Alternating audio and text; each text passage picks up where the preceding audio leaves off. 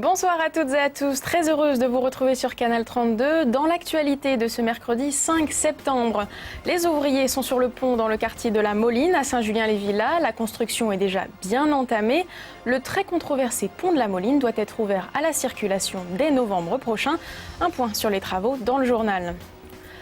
Ils portent vos sacs de course jusqu'à votre voiture, garée gratuitement dans un parking souterrain. Les stewards urbains vous facilitent le shopping dans le centre-ville de Troyes. Aujourd'hui et samedi, l'opération 1, 2, 3 Shopping vise à attirer les consommateurs rebutés par les travaux dans le cœur du bouchon. Une nouvelle saison de transition pour le club de handball troyen. L'ETAC, délesté de ses meilleurs éléments, il va devoir batailler ferme pour maintenir dans sa division. Il mise pour cela sur la formation des jeunes, vous le verrez. Mais commençons par le dossier qui fait débat depuis des années à Saint-Julien-les-Villas. Le pont de la Moline prend forme sur un bras de la Seine.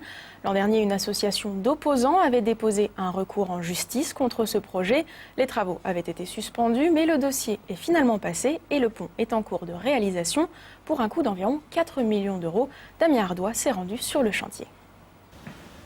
Après un arrêt des travaux décidé par la justice en septembre 2011, cette fois le chantier est bel et bien lancé. Depuis le mois de mars, la grue a repris ses chargements. Une douzaine d'ouvriers est sur le pont pour ces travaux aux dimensions étonnantes à l'échelle de l'agglomération troyenne. 12,70 m de large, 120 m de long. C'est déjà un chantier important. Là, on est en train de ferrailler la dernière travée, le passage sur la Seine. Et puis on coffre les corniches de chaque côté du pont. S'en suivront les finitions avant de voir circuler ici voitures, piétons et vélos. Aujourd'hui, les procédures judiciaires menées par une association d'opposants au pont sont oubliées. Le retard d'un an ne sera jamais rattrapé, mais le chantier suit désormais son cours normal. On a eu la chance de pouvoir avoir une météo qui nous a été très favorable depuis le départ de la construction. Et aujourd'hui, on n'a absolument aucun retard. Le chantier suit son cours tout à fait normalement. D'ailleurs, on peut se rendre compte sur place que déjà le tablier est pratiquement coulé. Aujourd'hui, on va aller sur la fin de la liaison avec l'avenue Terre-Noire et avec un chantier qui évolue tout à fait normalement, c'est-à-dire avec une fin de chantier qui est prévue comme elle l'avait été, c'est-à-dire milieu novembre, à 8 jours près, on va dire milieu novembre, fin novembre. Le but du pont est de désenclaver une partie de Saint-Julien-les-Villas, le quartier de la Moline. Cette jonction est-ouest va coûter près de 4 millions d'euros. Les impôts locaux n'augmenteront cependant pas, assure le premier élu de la commune. Un maire soulagé par la tournure des événements. Moi je peux vous dire que dans le discours du maire, il n'y a pas qu'un soulagement, il y a une satisfaction. Pourquoi? Parce que c'était un projet, et on ne va pas refaire l'histoire aujourd'hui, mais c'est un projet quand même qui avait été étudié et pensé par des maires qui m'ont précédé. Donc à partir de là, il y a une satisfaction énorme d'avoir enfin ce pont, ou tout du moins cette liaison qui a été promis pendant de nombreuses années. L'inauguration de ce pont, pas encore baptisé entre la Moline et la zone commerciale des Rives de Seine, est attendue pour la fin d'année. L'entreprise de scooters électriques Greenwheel installée à Pont-Sainte-Marie ferme ses portes. La société a été placée hier en liquidation judiciaire. La crise de l'euro aurait dissuadé les partenaires chinois de Greenwheel de continuer leur collaboration. Lors de l'ouverture l'an dernier, le gérant envisageait la mise en place d'une chaîne de montage et des créations d'emplois. Tous les projets ont dû être abandonnés. Les scooters restants seront vendus par une autre entreprise. Ils étaient de passage en France, ils ont fait un crochet par 3 pour honorer une amitié de longue durée. Une délégation japonaise venue de Takayama a été reçue à l'hôtel de ville aujourd'hui, en début d'après-midi. Ils ont ensuite visité la cité Tricas et le musée d'art moderne. Le maire de Takayama, Michihiro Kunishima, et Lise Patelli, adjointe au maire de Troyes, expliquent les relations entre les deux villes. Ils sont au micro de Martial Roche. Cela fait des années que l'on a des programmes d'échange avec Troyes. Je suis maire depuis 2 ans. Et je voulais absolument venir visiter la ville. Aussi, je voudrais voir comment on pourrait renforcer les relations entre nos villes, car la plupart des habitants de Takayama souhaiteraient visiter Troyes et venir ici. C'est une ville japonaise avec laquelle on a déjà des contacts depuis plusieurs années. Et que comme ils étaient, pour des raisons personnelles, à Paris, en France, ils n'ont pas voulu quitter la France sans venir revoir Troyes. C'est une ville qui s'est beaucoup intéressée à Troyes parce qu'ils ont dans leur musée d'art des verreries de Marino. Et qui dit Marino dit Troyes, évidemment. Et donc ça les a incités à en savoir un petit peu plus sur notre ville. Des hommes forts pour vous aider à porter vos sacs de course ou encore 2 heures de parking gratuit en centre-ville. C'est une opération séduction dans le cœur de Troyes. Aujourd'hui, c'était la 2e journée d'une action municipale baptisée 1, 2, 3 Shopping. Le but, ramener les clients vers le bouchon de Champagne, un espace un peu boudé à cause des travaux ces derniers mois. Le reportage de Julie Garnier. Faire ses courses au centre-ville sans se soucier du stationnement ou de ses sacs à porter, c'est toute l'initiative du programme 1, 2, 3 Shopping, mis en place par la ville de Troyes pour son opération Rentrée. L'objectif, bien sûr, dynamiser le commerce du centre-ville. Le centre-ville a beaucoup évolué ces dernières années. On peut citer les travaux bien évidemment, mais il y a des nouveaux commerces, donc il y a toute une évolution et on essaie d'accompagner cette évolution. Le concept 1, 2, 3 Shopping qui a vu le jour cette année a cette vocation de s'adapter à ce renouveau en proposant des animations nouvelles. La commission des commerçants qui a été mise en place il y a quelques semaines a cette vocation, je dirais, c'est de prendre l'information à la base et c'est vraiment les commerçants eux-mêmes qui sont les plus à même de nous aiguiller sur ce qu'il faut faire pour dynamiser leur commerce. Mais on veut vraiment inscrire ces opérations sur la durée, marteler, pour encore une fois que les consommateurs renouent avec le centre-ville et que cette requalification urbaine s'accompagne, je dirais, quelque part d'une certaine requalification commerciale.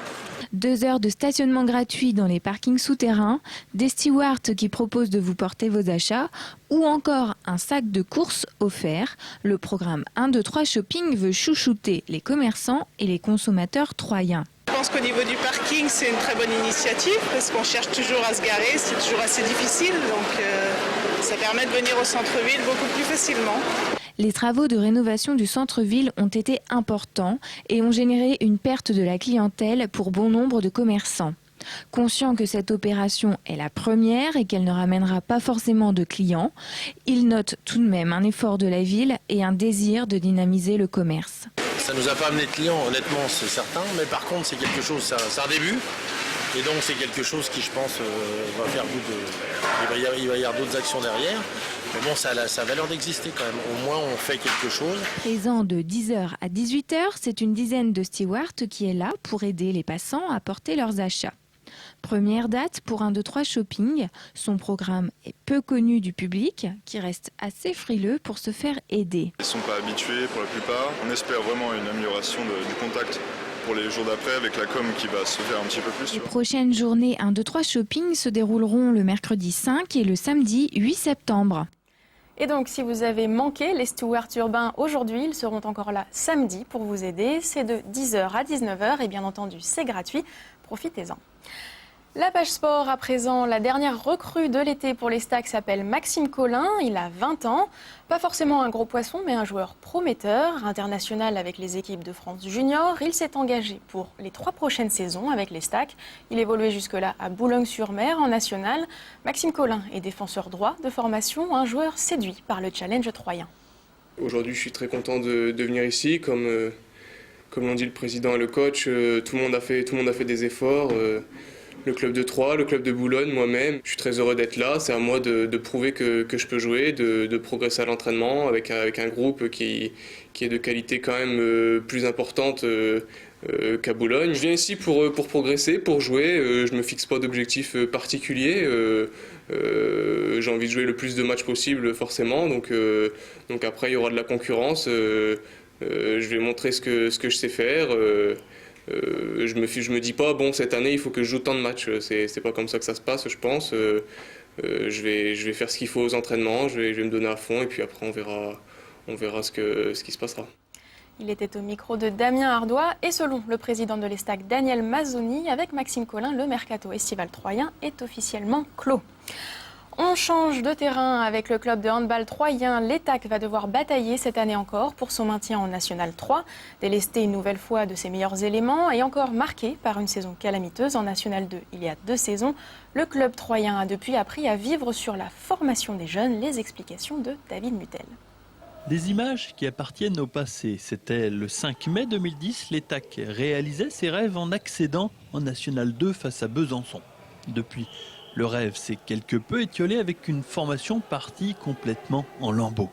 Les Troyens sont descendus à l'étage inférieur et la majeure partie de l'équipe est partie sous d'autres cieux. De ce 5 mai 2010, il ne reste plus qu'un élément, l'ailier Johan Méliès resté fidèle au club. Le dernier des Mohicans a vu de surcroît partir le duo d'entraîneurs Carole Martin et Christophe Guéry qui avait fait monter cette équipe. C'est, on va dire, une page qui se tourne. Mais bon, ils restent toujours présents, pas très loin. Voilà, c'est l'évolution. En même temps, les gens, ils peuvent pas être là tout le temps non plus. Donc voilà, mais ça va le faire. Malgré l'hémorragie de départ déjà importante la saison dernière, le club s'était toutefois maintenu courageusement grâce à ses jeunes prometteurs.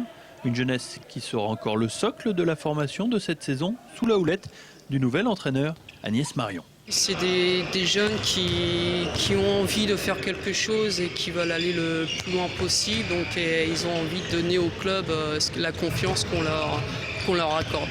Un exercice 2012-2013 qui ne sera sans doute pas facile pour les ententistes. Reste à travailler à l'entraînement pour trouver des automatismes. Il va falloir vachement travailler ensemble. Après, je pense que ça peut le faire si on est constant toute l'année, quoi. Évidemment, il ne faudra pas espérer grand-chose cette saison. Les dirigeants en sont bien conscients. L'objectif reste avant tout le même que la saison dernière. Le maintien le plus rapidement possible et après, si on peut voir un petit peu grappiller quelque chose là derrière, on ira le grappiller, quoi. Mais surtout, la priorité, c'est le maintien, quoi. L'ETAC a au moins pour elle d'avoir su attirer ou former des jeunes partis depuis dans des clubs professionnels. Il y a peut-être au sein de l'effectif cette saison un futur bon joueur capable de tirer son équipe vers le haut. Voilà, et on leur souhaite évidemment le meilleur. C'est la fin de ce journal. Tout de suite, la météo de Cécile Riche. Du soleil légèrement voilé et des températures agréables sont à attendre ce jeudi. Merci à tous de nous avoir suivis. Demain, le journal sera présenté par Mathieu Mercier. On évoquera notamment les préparatifs des 48 heures automobiles qui commencent vendredi soir. Bonne soirée à tous et à bientôt sur Canal 32.